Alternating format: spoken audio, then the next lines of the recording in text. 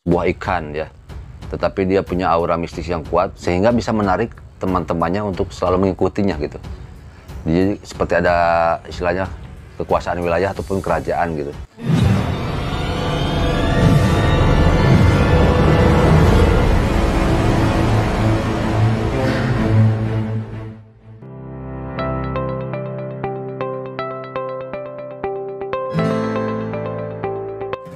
Assalamualaikum warahmatullahi wabarakatuh. Berjumpa kembali di channelnya Bagus Komara TV. Semoga semua pemancing mania dimanapun Anda berada diberikan keselamatan, kesehatan, dan juga kebahagiaan. Sukses selalu. Oke, sebagai tema pada kesempatan kali ini saya punya cerita dan punya rangkuman.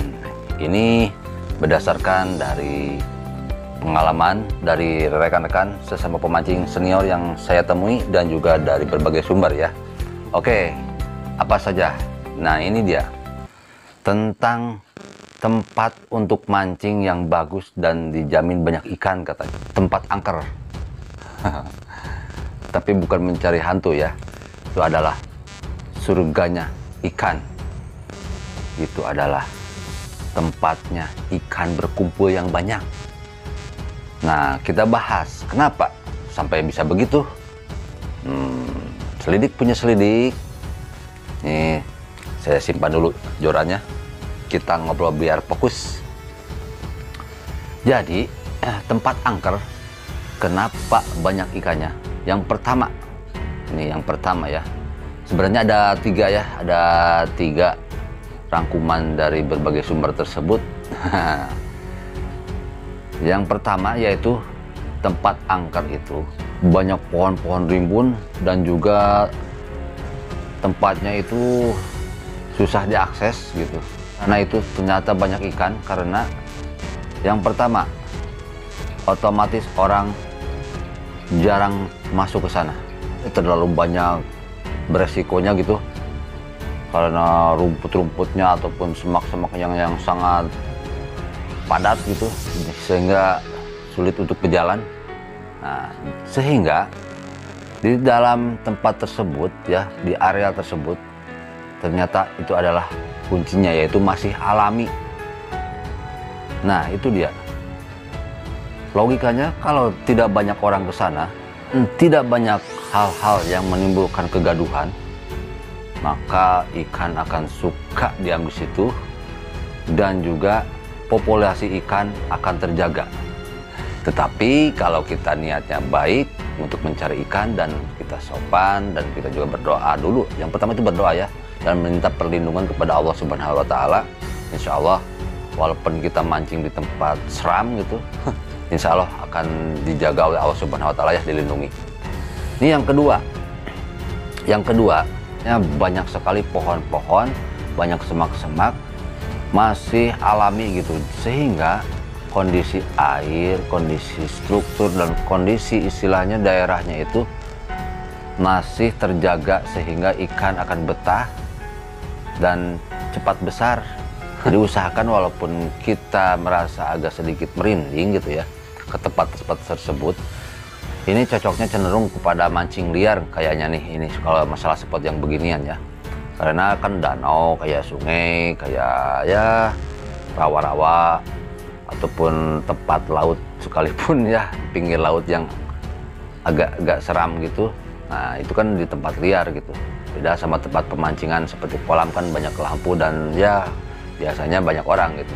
Nah, ini condongnya kepada mancing liar gitu. Nah, itulah spot-spotnya ya. Yang kedua yaitu alami sekali di sana, dijamin segala jenis ikan banyak gitu. Nah, yang ketiga, nah ini yang ketiga, berdasarkan penelusuran dari orang-orang yang pintar gitu ya, orang-orang yang bisa melihat situasi hal-hal yang mistis. Nah, ini berhubungan dengan mistis karena ternyata yang pakar, yang ahli mistis gitu, saya pernah bertanya ya, kenapa sampai tempat angker itu banyak ikannya. Ini saya ngobrol dari segi mistisnya ya. Tadi kan dari segi struktur dan lingkungan habitat gitu. Nah, ini segi mistisnya katanya Kalau di tempat tersebut biasanya karena ada istilahnya pengasuh gitu. Jadi di sana itu semua jenis ikan itu ada pengasuhnya. Istilahnya ada yang mengendalikan gitu. Dia itu tidak bermaksud untuk menakut-nakuti kita, bukan ya. Karena pemimpinnya diam di sana dan nyaman di sana, sehingga otomatis ikan-ikan yang lainnya itu selalu mengikuti pemimpinnya gitu, pengasuhnya gitu, pemimpin gitu.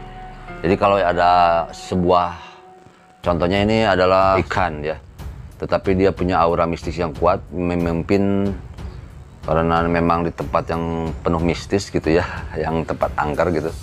Dia juga punya aura ataupun energi yang kuat gitu, sehingga bisa menarik teman-temannya untuk selalu mengikutinya gitu. Jadi seperti ada istilahnya kekuasaan wilayah ataupun kerajaan gitu. Jadi ada pengasuh katanya, kata orang pintar gitu. Menurut informasi dari orang yang bisa, ya orang yang bisa gitu. Jadi intinya ada sebuah energi yang bisa mengendalikan bahwa ikan itu tidak jauh dari sana gitu. Tetap berkumpul di sana, berkeliaran di sana gitu. Jadi kalau kita mancing di sana dan menghormati adat istiadat ataupun kaidah-kaidah yang selalu harus dilaksanakan di sana gitu, kita akan aman gitu dan dapatkan ikan banyak.